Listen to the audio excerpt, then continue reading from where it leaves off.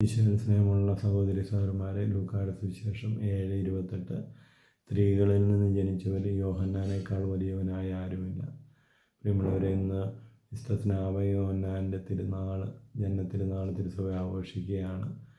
നമുക്കറിയാം 3 ജന്മത്തിരുനാളുകളാണ് തിരുസഭ ആഘോഷിക്കുന്നത്. 1 ഈശോയുടെ, 2 പരിശുദ്ധ അമ്മയുടെ, 3 സ്നാപകയോഹന്നാനെക്കുറിച്ച് സുവിശേഷത്തിൽ പറയുന്നത് 1 മർക്കോസ് 1:7 പറയുന്നു, യേശു തൻ്റെ അടുക്കലേക്ക് വരുന്നത് കണ്ടപ്പോൾ അവൻ പറഞ്ഞു, കുനിഞ്ഞ് അവൻ്റെ ചെരുപ്പിൻ്റെ വാറഴിക്കാൻ പോലും ഞാൻ യോഗ്യനല്ല.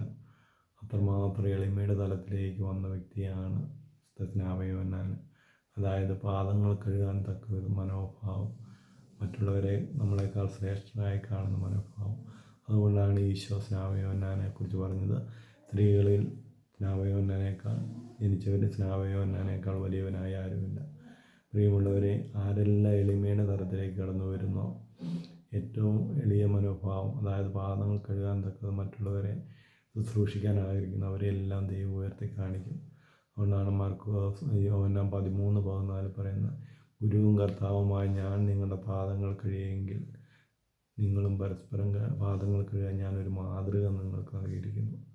പ്രിയമുള്ളവരെ, നമ്മുടെ സ്കൂളിലുള്ള സഹോദരങ്ങളുടെ, ജീവിത പങ്കാളിയുടെ, മക്കളുടെ, മാതാപിതാക്കളുടെ പാദങ്ങൾ കഴുകാൻ തക്കവിധ ഒരു എളിമയുടെ തലത്തിലേക്ക് നമ്മൾ കടന്നു വരുമ്പോഴാണ് ദൈവം നമ്മളെക്കുറിച്ച് നല്ലത് പറയുന്നത്. എന്നാൽ ഇതിന് നേരെ വിപരീതമായി അഹങ്കാരം കൊണ്ട് ഞാനാണ് വലിയവന്, എന്നേക്കാൾ ഞാൻ പറയുന്നത് എല്ലാവരും കേൾക്കണം, എന്നെ എല്ലാവരും അംഗീകരിക്കണം, ഞാൻ പറയുന്നത് മാത്രമാണ് ശരി. അഹങ്കാരത്തിൻ്റെ മേഖലയിലേക്ക് പോകുമ്പോൾ നമ്മൾ സാത്താൻ്റെ കൂടെയാണ്. സാത്താൻ അഹങ്കാരിയാണ്. അതുകൊണ്ടാണ് അവൻ സ്വർഗ്ഗത്തിന് താഴെ പോയത്. എന്നാൽ നമ്മൾ, യേശുവിൻ്റെ മക്കളായ നമ്മൾ, ഈ സ്നാപകയോഹന്നാൻ്റെ ജന്മത്തിരുനാൾ ആഘോഷിക്കുമ്പോൾ എളിമയുടെ തലത്തിലേക്ക് കടന്നു വരുവാനും ഏറ്റവും താഴ്ന്ന കാര്യങ്ങൾ ചെയ്യുവാനും പാദങ്ങൾ കഴുകാനുള്ള മനോഭാവം ഉണ്ടാകുവാനും അങ്ങനെ യേശുവിൻ്റെ മക്കളായി മാറുവാനുള്ള കൃപയ്ക്ക് വേണ്ടി ഇന്നേ ദിവസം പ്രാർത്ഥിക്കാം. ഈശോ എല്ലാവരെയും സമൃദ്ധമായി അനുഗ്രഹിക്കട്ടെ. ഇന്നേ ദിവസത്തെ കർത്താവിൻ്റെ കരങ്ങളിലേക്ക് കൊടുക്കാം. ഇന്നത്തെ അധ്വാനങ്ങളെയും യാത്രകളെല്ലാം ഈശോയെ സംരക്ഷിക്കണേ എന്ന് പ്രാർത്ഥിക്കാം. ഈശോ അവിടുത്തെ പരിശുദ്ധ രക്തത്താൽ ഞങ്ങളെ മുദ്ര ചെയ്ത് സംരക്ഷിക്കണേ എന്ന് പ്രാർത്ഥിക്കുന്നു. പരിശുദ്ധ അമ്മയുടെ മാധ്യസ്ഥ അപേക്ഷിക്കാം. അമ്മയുടെ നീലങ്കിയോട് ഞങ്ങളെ പൊതിഞ്ഞ് സംരക്ഷിക്കണമേ.